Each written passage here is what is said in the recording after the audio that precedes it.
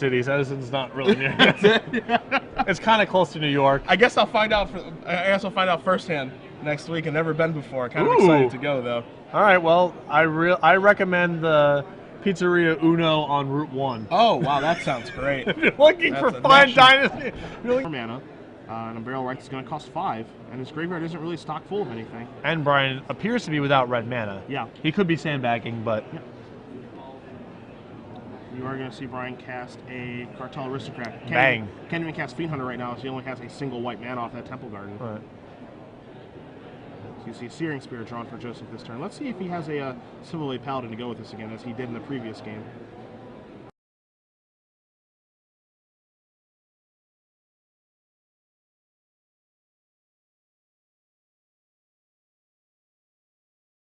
Pretty explosive start here for Joseph. The cards you do see in his hand right now are a Restoration Angel. You see that Oblivion Ring, a card you thought he might bring in, a Frontline Medic, and a Searing Spear. Brian is under the gun. Thalia is making things more difficult, so let's see what he can do here. I mean, he's missing colors. Yep. He can't cast Huntmaster. He can't flashback his Faithless Looting. As you do see a Cathedral Sanctifier here for Brian, going to bring him up to 21. Joseph quickly untaps, feeling pretty good about himself, and it's hard not to, as he does draw a Clifftop Retreat that's going to come into play untapped here.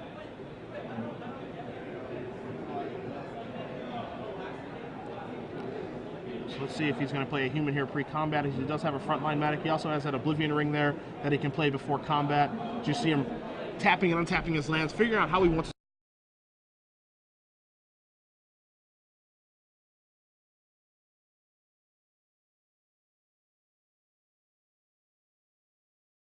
see a 3/3 Champion of the Parish and a 2/2 now. Now he does have to be a little careful how he wants to attack, just because Cathedral Sanctifier can have protection from white by sacrificing to the Cartel Aristocrat. But you are seeing him just going to send in with the 3/3 Champion of the Parish. This is a conservative attack. He's not willing to trade anything. Again, because the Medic next turn will just make Alpha Striking a free roll. Yep. There's no reason to allow Brian to trade. Yep. If Brian wants a chump block here, that's fine. Sure. If Brian wants a double block here, that's fine, but there's no reason to let him get any value beyond that. Brian takes a draw step. It does not look like a relevant land. He's got a bunch of Huntmasters in his hand. You see a bunch of Huntmasters. You see another Cartel Aristocrat and just passing the turn back. So does not have the necessary red mana to flashback Faithless Looting or cast the Huntmaster of the Fells in his hand. Zealous Conscripts the draw here for Joseph this turn. Yeah, not great against the Aristocrats, but... And now you do see the attack with all of the creatures here. Does trigger the battalion on Frontline Medic, so his creatures are going to be indestructible. Brian can block as he chooses, but again, nothing is going to die on Joseph's side. So you're going to see what I assume here is a double block, and then preserving the Aristocrat with the chump blocker. You see both players kind of fidgeting, saying, I'm passing priority, I'm passing priority. Yeah, this is all fine. Yep. All well and good. So now we're going to see a Restoration Angel here. I think this is just to get an extra counter on the... I think this play is slightly more aggressive than I like, just because this is shields down against Fiend Hunter. Sure. But he is pretty far ahead on the board, so it may be worth the extra point. He might not care that much about Fiend Hunter. As you did see, the Restoration Angel blink the Frontline Medic to make the champions bigger. And Brian's just drawn an uncastable Unburial Rites, yeah. Yep. A hand of Unburial Rites, multiple Huntmaster of the Fells, and Angel of Glorious Rise. But again, this is part of playing a deck like this, Patrick. All these colors of mana. It's kind of rare because he does have Faithless Looting and Mulch and Grizzly Salvage. But again, it can happen. Yeah. And certainly the Naya Humans deck is pretty unforgiving. Yep.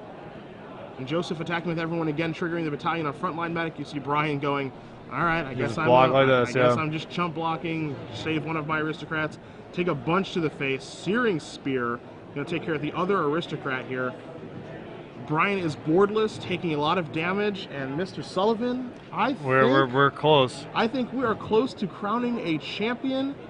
Brian going to take another draw step, draws a Stomping Grounds. Ravnica Duels, as good as they are not free. This would bring him down to 3.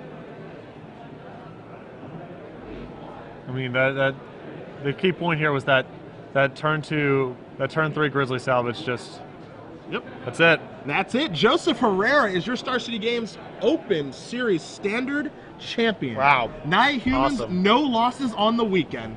An impressive run. Brian's draw there in the third game, not ideal, of course, but you know, Joseph had the right mixture of threats and an awesome clock, and Thalia in those post-board games was awesome. You saw the power of Thalia. Even that game on the draw, Brian had the opportunity to cast a Grizzly Salvage, and his Grizzly Salvage, a Grizzly Salvage that I actually thought was okay. You know, hits 2 Faithless Lootings and an Unburial Rites, which is pretty good. Ends up not being what Brian needed. Brian needed lands, actually, off of that, as he did end up taking a Hot Master of the Fells off of it, and then just never being able to cast it. Yeah. So, wow. Nia Humans. The mana is good, but it's not free. That's true. There's a difference.